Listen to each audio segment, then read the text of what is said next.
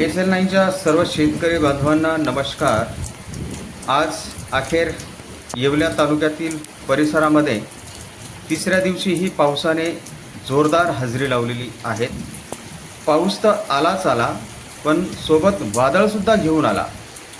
वादळ हे अतिशय वेगाने वाहत होते आणि आपण जर वरती आकाशात जर बघितलं तर पावसाचं वातावरण बघा तुम्ही की आभाळामध्ये जे आभट आहेत ते खवेचे खवे वाहत आहेत आणि असं काळं जरद आभाळ आपल्याला ह्या ठिकाणी दिसून येत आहेत।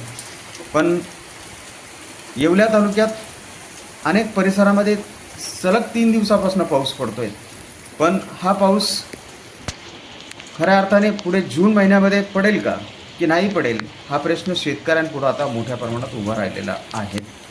आज आपण हा जर पाऊस बघितला तर अनेक शेतींमध्ये जे पावसाचं पाणी ते साचलेलं आहे, अनेक गावामध्ये पावसाचं पाणी साचलेलं आहे आणि हे शेतकऱ्यांना पुढच्या येणाऱ्या 8-10 दिवसामध्ये शेतकऱ्यांना मशागत करण्यासाठी अतिशय योग्य आहेत।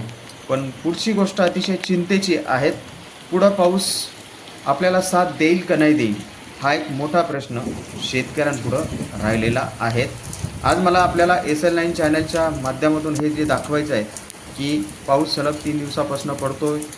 पाऊस हा आज साधारण 4 वाजता यांनी सुरुवात केलेली होती, काल पण साधारण 3 वाजेच्या सुमारामध्ये कालही पाऊस पडलेला होता आणि आजही पाऊस साधारण 4 वाजेच्या सुमारात चालू झाला।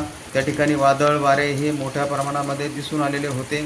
आज शेतकऱ्यांच्या काही नांगाट्या बाकी आहेत, शेतकऱ्यांचे वावरं तयार झालेले नाही आहेत आणि त्यामध्ये शेतकऱ्यांना पावसाची अडचण तर निर्माण झालीच झाली, त्यानंतर डिझेलची सुद्धा अडचण निर्माण झालेली आहे।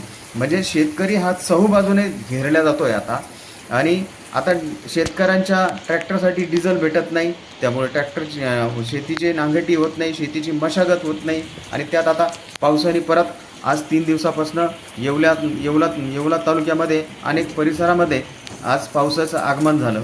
मग ह्या अर्थाने खऱ्या अर्थाने मला SL9 चॅनलवरती आपल्या सर्व शेतकऱ्यांना विचारायचं आहे की पुढच्या काळामध्ये पाऊस पडेल का, तुम्हाला काय वाटतं यावरती कमेंट बॉक्समध्ये कळवा।